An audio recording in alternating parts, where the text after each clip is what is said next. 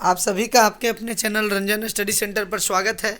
ये video update में लेकर आया हूँ हिस्ट्री के 3 इम्पॉर्टेंट क्वेश्चन को लेकर, जिसमें से एक इम्पॉर्टेंट क्वेश्चन आपके एग्जाम में ज़रूर रहने वाला है। तो हिस्ट्री में 4 नंबर 4 मार्क्स में या 8 मार्क्स में एक क्वेश्चन जरूर आएगा इसमें से, तो जिसमें आप सभी को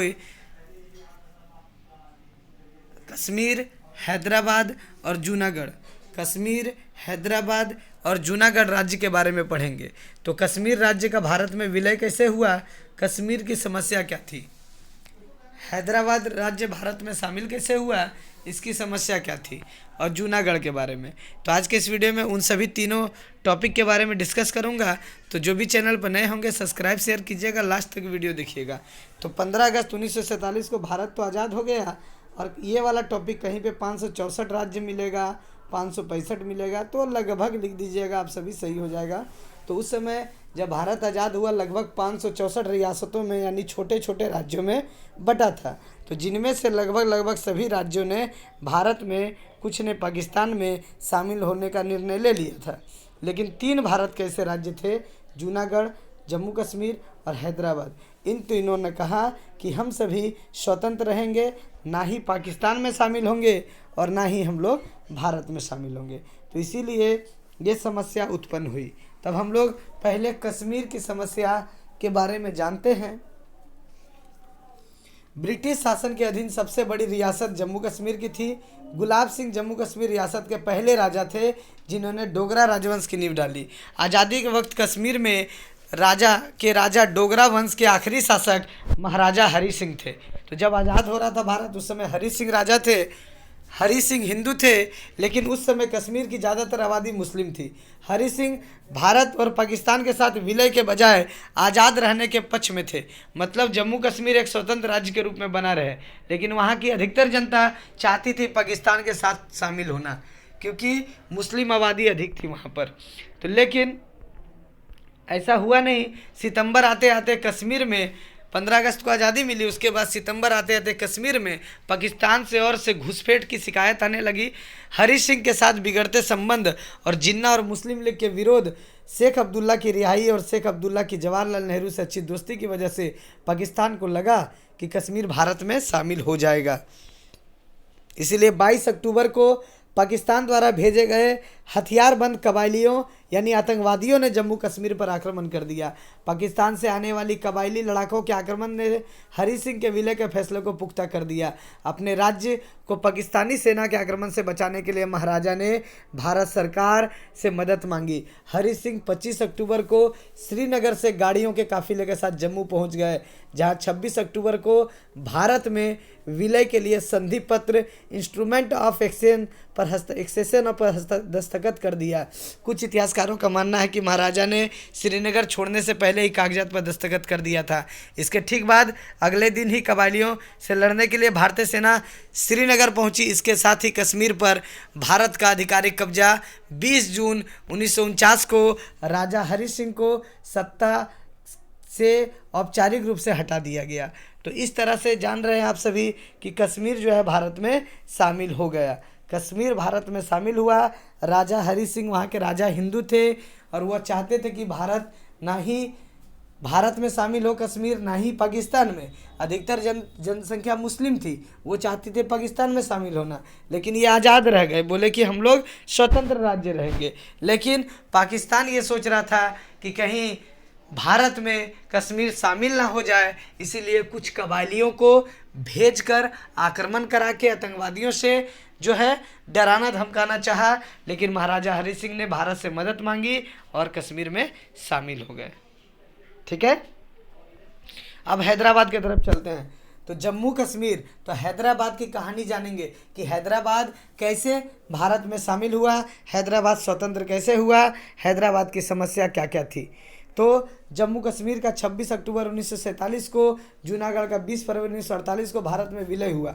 तो विलय को डेट के लेकर काफ़ी कन्फ्यूजन है, तो गूगल सर्च करके कीजिएगा आप सभी। ठीक है, सभी जगह अलग अलग मिलता है, लेकिन हैदराबाद डेट याद नहीं रहेगा मत लिखिएगा।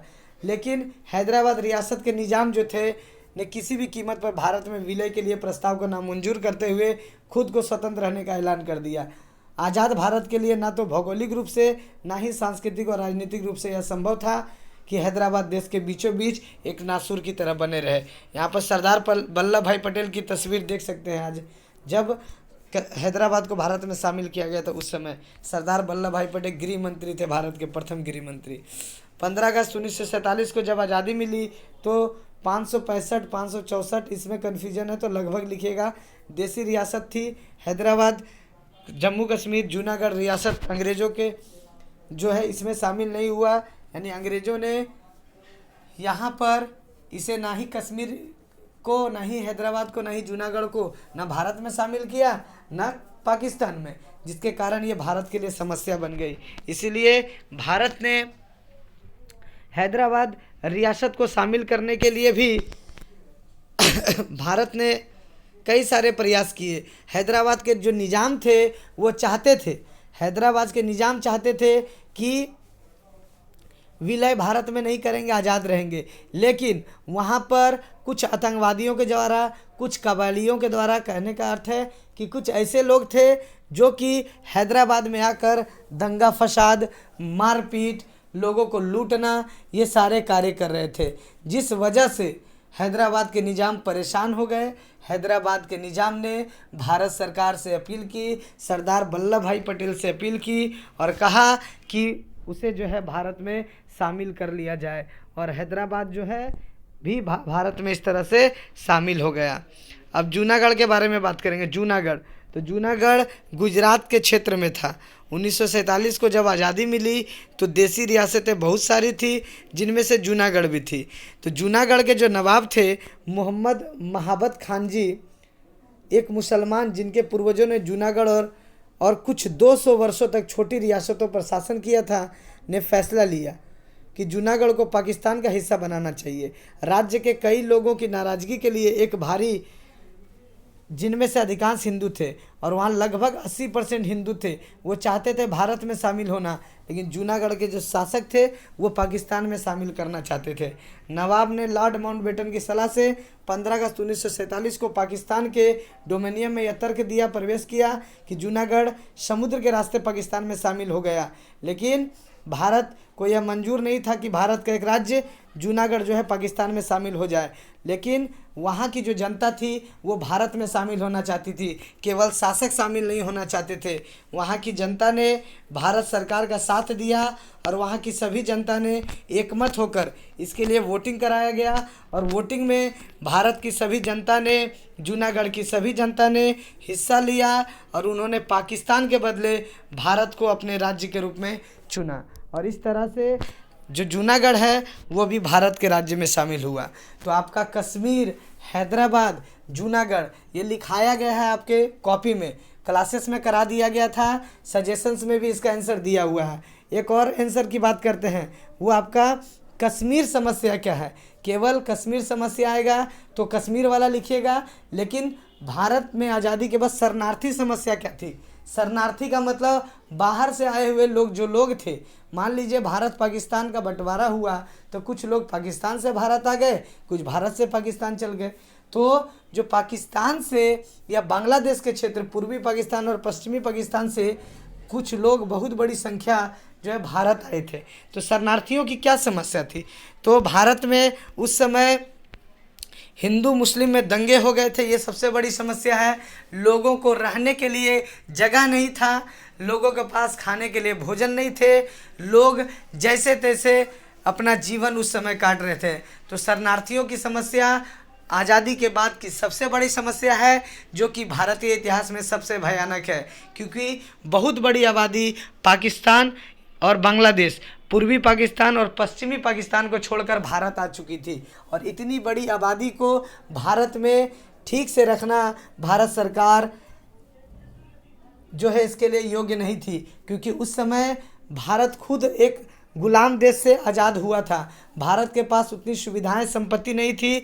इसीलिए जो शरणार्थी समस्या थी वो भारत में सबसे अधिक रूप से प्रभावी हुई। लोगों के पास घर नहीं थे, रहने की जगह नहीं थी, खाने के लिए लोगों के पास कुछ नहीं थे, पहनने के लिए कपड़े नहीं थे, आवश्यक सुविधाओं में दवाओं की सुविधा नहीं थी, बड़ी संख्या में लोग इसी तरह से मर गए। तो ये शरणार्थी समस्या है, सजेशंस में दिया है, एक बार पढ़ लीजिएगा। तो इन चारों क्वेश्चन में चाहे कश्मीर का समस्या है, हैदराबाद का है, जूनागढ़ का है या फिर भारत में शरणार्थी समस्या, एक क्वेश्चन जरूर आपको देखने को मिलेगा। अगले वीडियो में और सारे लॉन्ग क्वेश्चन का डिस्कस किया जाएगा। धन्यवाद। जो भी चैनल पर नए होंगे सब्सक्राइब शेयर कीजिएगा।